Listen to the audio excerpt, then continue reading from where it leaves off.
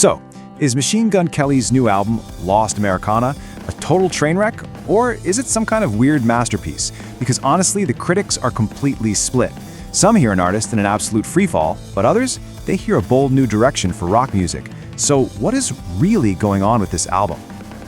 And you can see that split right here. I mean, look at this. Pitchfork just roasts it with a 5.6, while Love is praising it with a 7.5, calling it a musical evolution. This isn't just a minor disagreement, right? This is a fundamental clash over what even makes an album good in the first place. You know, this one quote from Pitchfork really gets to the absolute heart of the whole debate. They straight up say the album is flawed, they even call it deeply cursed, but then they admit it's also compelling.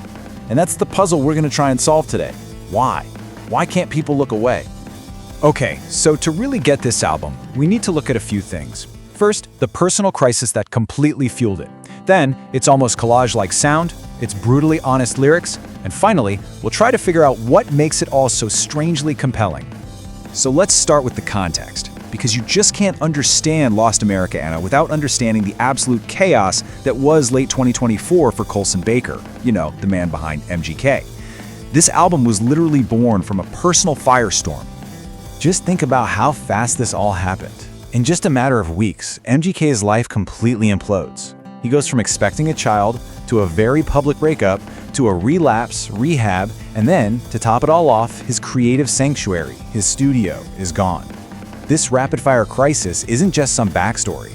It's the raw, unfiltered source code for the entire album. So, how in the world did he channel all of that chaos into music? Well, he didn't really invent a new sound. Instead, he just reached into the big, messy history of modern rock and started pulling out pieces, basically creating a collage of sounds you already know and love.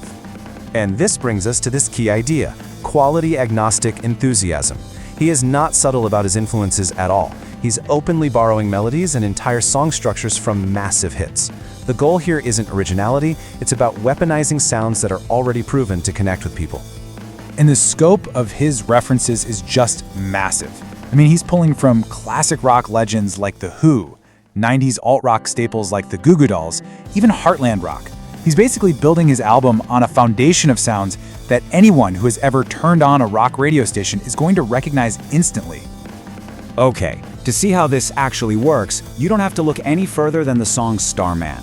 It's one of the most direct, most blatant examples of his method, taking a beloved 90s classic and completely flipping its entire context. So here, he takes the super upbeat, incredibly catchy melody from Third Eye Blind's Semi-Charmed Life, which, if you remember, was already a cheerful-sounding song about the horrors of meth addiction, and he just overlays his own brutally direct lyrics about doing cocaine. It's jarring, it's shameless, and somehow, it kinda works. And that's the thing. While the music is borrowed, the lyrics are anything but. They are the raw, what critics call excruciatingly detailed confessions from Colson Baker himself, all laid bare on this bed of familiar rock sounds.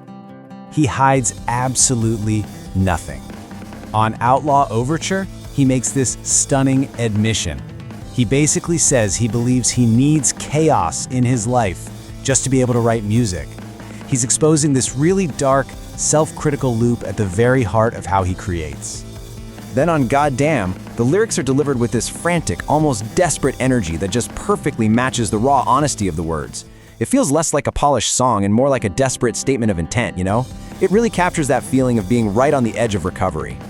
And then he goes even deeper, directly addressing the public fallout from his breakup with Megan Fox. He knows the gossip mill is churning, and right in the middle of a song that sounds suspiciously like Iris by the Goo Goo Dolls, he's pleading with the public about his family. It's just a bizarre and incredibly vulnerable moment. Okay, so we've got borrowed music, we've got personal chaos, and we've got these raw lyrical confessions. How do all these messy pieces add up to something so fascinating, despite all of its obvious flaws? Yeah, what is the takeaway here? Why is an album that one major critic calls deeply cursed also being celebrated by another as a step forward? What is the actual artistic statement being made here, if there even is one? Well, I think the answer really lies in this contrast.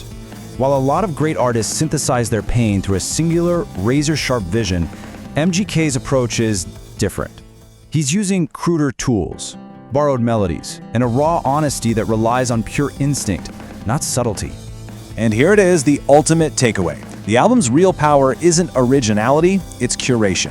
In an age where all of music history is available all at once, MGK just grabs pieces from everywhere to make this bold, messy argument about what American rock sounds like right now. And that leaves us with a pretty provocative final question. Maybe Lost Americana isn't a failure at all, but a signpost.